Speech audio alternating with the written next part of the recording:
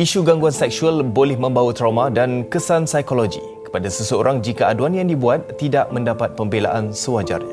Pakar psikologi berpendapat isu itu perlu dipandang serius semua pihak kerana ia melibatkan maruah mangsa dan siasatan yang tidak berkesudahan hanya akan menyebabkan mangsa tidak lagi berani melaporkan insiden sama.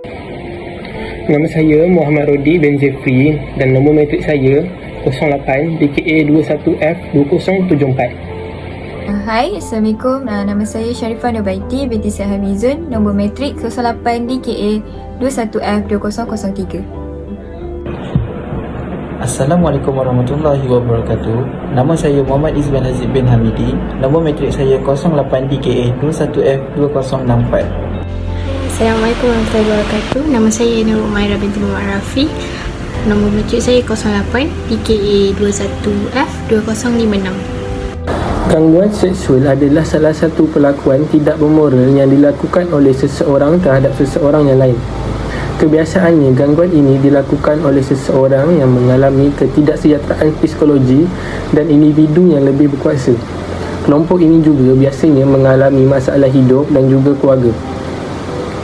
Gangguan seksual juga merupakan paksaan sifat seksual dan berunsur seksual yang tidak diingini sama ada secara lisan, visual, psikologi atau fizikal.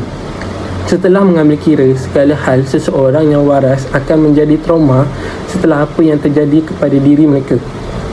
Gangguan seksual juga boleh terjadi di tempat kerja, di rumah maupun di tempat awam.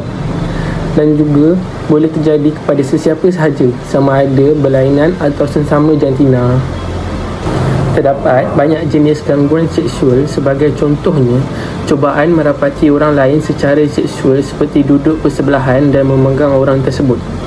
Yang kedua, meminta layanan seksual daripada orang lain.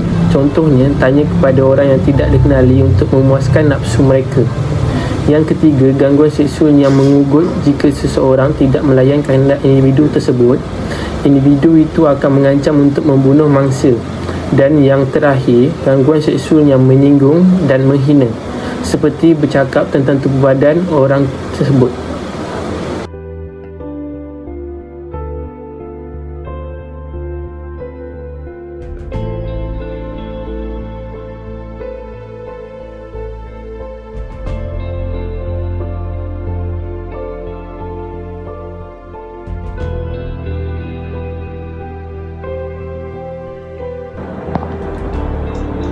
Apakah perlakuan, keadaan ataupun perbuatan yang terjumlah kepada gangguan seksual?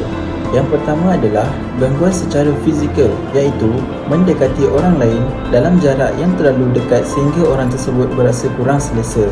Selain itu, mereka juga memegang, memeluk, menepuk, menggosok, mencubit, mencium, menjilat ataupun meraba. Yang kedua ialah gangguan secara lisan, iaitu penggunaan bahasa lucah melalui perbualan, bercerita, berjenaka, membuat bunyi-bunyian, memberi kritikan, komen, pujian ataupun mengajukan soalan secara seksual ke atas penampilan, pakaian, tingkah laku, tubuh badan ataupun aktiviti seksual.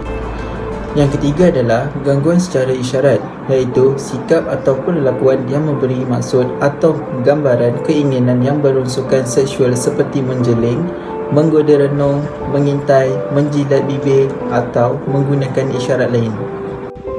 Seterusnya ialah gangguan secara visual. Sebagai contoh, menghantar nota, surat, email, SMS, MMS, gambar, poster atau bahan bacaan yang berunsurkan seksual yang diedarkan menerusi media elektronik, blog, vlog atau platform media sosial seperti Facebook, WhatsApp, Twitter atau apa-apa aplikasi.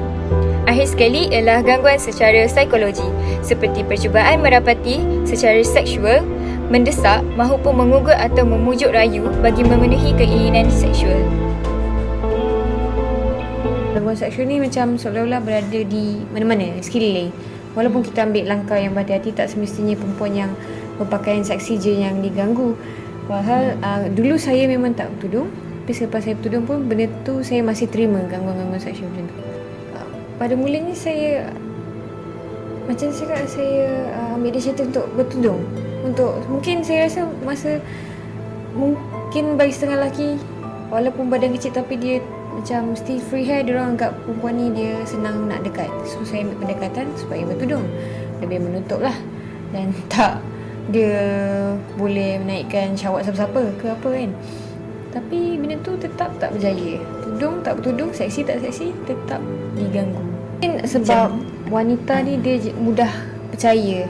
Lebih-lebih lagi bila dia selesa dengan seorang lelaki tu, so kita meletakkan kepercayaan sepenuhnya. Yang kita sangkakan orang yang baik dan rapat dan kita boleh percayai adalah selamat untuk bersama. Adalah selamat untuk bersama, tapi sebaliknya kita digunakan sebagai alat untuk muasab dia.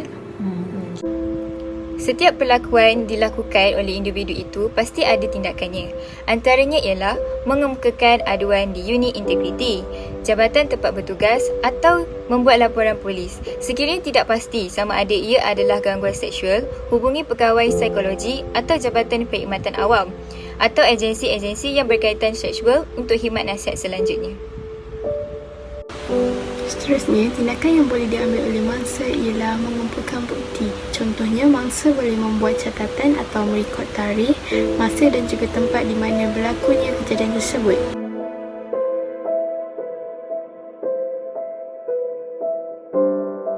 Mangsa juga boleh menyimpan apa-apa nota, surat, mesej, gambar, video dan poster ataupun bahan bacaan yang telah diedarkan oleh si pelaku menerusi media elektronik atau apa-apa aplikasi seperti WhatsApp, Twitter, Instagram, Facebook dan sebagainya. Mangsa juga hendaklah memberitahu pihak ketiga sekiranya perlu. Pihak ketiga tersebut perlulah merupakan orang yang rapat dengan mangsa. Selain itu, mangsa juga boleh mengenal pasti orang lain yang melihat atau menyaksikan kejadian yang berlaku atau orang pertama yang diceritakan oleh pengadu agar orang berkenaan boleh diminta untuk memberi keterangan lanjut apabila diperlukan. Seterusnya, apa yang kita dapat simpulkan adalah gangguan seksual merupakan satu bentuk salah laku yang serius di tempat kerja ataupun di tempat-tempat awam. Ia juga boleh dianggap sebagai satu bentuk diskriminasi seksual kerana mangsa boleh mengalami gangguan emosi dan mental yang serius dan boleh membawa kepada keburukan. Gangguan seksual juga tidak terhad di sebuah negara atau wilayah sahaja, tetapi ia merupakan fenomena sejagat. Masalah ini menjadi semakin serius dan perlu mendapat perhatian secara global kerana persengatan perniagaan akan menyebabkan pergerakan dan penempatan kaki tangan syarikat merentasi sempadan negara, budaya dan juga tata cara kerja. Seterusnya, beberapa kemajuan telah dicapai dalam usaha untuk menangani dan mengurangkan kecenderungan untuk melakukan gangguan seksual di tempat-tempat kerja ataupun di tempat-tempat awam. Iaitu langkah ini juga boleh dijadikan sebagai contoh untuk dilaksanakan di mana-mana institusi, iaitu a Matter of Respect Program. Ianya bertujuan untuk menghindarkan gangguan seksual di tempat-tempat awam, tempat-tempat kerja melalui kesedaran, memahami dan juga menghormati hak orang lain. Okey, seterusnya di Malaysia, gangguan seksual di tempat kerja dan kawasan-kawasan awam sering berlaku. Tetapi sejauh manakah dan berapa serius masalah ini berlaku belum dapat ditentukan. Jadi kita sebagai masyarakat yang bertanggungjawab